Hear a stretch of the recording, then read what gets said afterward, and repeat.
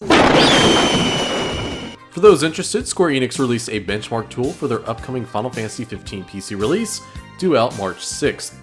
While purely passive, it does give us a pretty good picture into how well PC hardware will handle the actual game. And of course, as per the title, I tested my Radeon R9 paired with an i5 4690K to see how well it holds up using both the Standard and Lite presets, as well as both 1080p and 720p. There's also a full 4K and Ultra setting, but after trying the Ultra setting once, it pretty much ate the R9 for lunch and realistically isn't worth looking at. Now, as much as it sucks to not have fine-grained settings, it does help to standardize the benchmarks, and Squeenix has a nice link for you to compare your results after the end of each run. My guess is these are averages combined with other users, and they help to paint a decent picture as to where your graphics card stands to others. Square Enix's scoring system for playable performance, I'm guessing, is based on 1 point per 3 frames rendered, or something like that, with a score of 3000 being what Square Enix sees as good enough and corresponding with a 30 FPS average.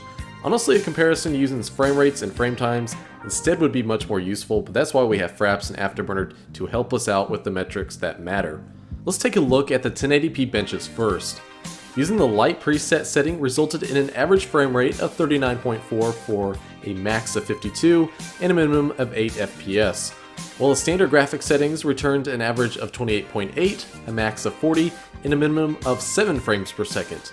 I need to mention the minimums because of some hitching that occurred periodically during the benchmark.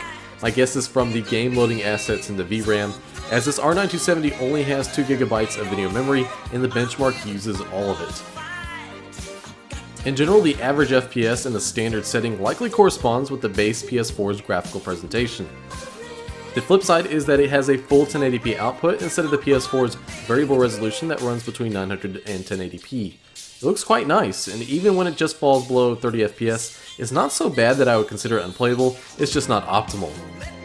In the full game with a full suite of graphics options, a reduction in anti-aliasing would probably deliver a nice boost. The light setting, despite the nice uplift in performance, is in contrast very stark in image quality. Anything having to do with shadows creates the biggest visual hit. Shadow quality, render distance, and the cascading look horrible in comparison, and a complete lack of ambient occlusion also makes the lighting look very flat. Screen space reflections are also absent where they otherwise exist at the standard setting, making the swamp look a bit odd. Safe to say 1080p is at least a go on the R9 as long as we get deeper access to the graphical options, which is pretty much guaranteed. As I said earlier, the presets in the benchmark are just a way to standardize and compare. Now switching to 720p, of course the performance gets a pretty big uplift, but not as much as I initially hoped. Standard settings at 720p returned an average frame rate of 43.4 FPS, a minimum of 10, and a max of 59.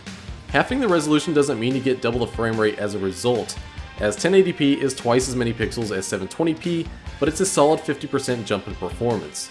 We still encountered some occasional hitches as well, but the extra fluidity is nice if you value it. Likewise, light settings at 720p yields a 50% jump in performance to the 1080p light setting, but at this point the visuals look so bad in comparison with such bad pixel aliasing on top of the other issues. There's pretty much no reason to yield oneself to the light settings unless you're sporting a ridiculously slow GPU. Interestingly enough, the benchmark being an engine also does vary a slight bit from benchmark run to run.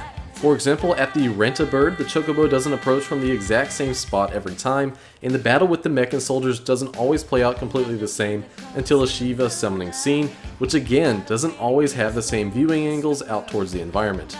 It just adds to the validity of the benchmark more than anything, but purely congruent runs would be much more useful for fine-grained comparisons at specific moments. Anyways, I just hope you found this video useful, and I plan to have a video looking at Radeon RX 550 performance soon. I have tried the benchmark out on the card, and its metrics are interesting. Expect me to have that video delivered in a few days. Thanks for watching as always, and I'll see you next time.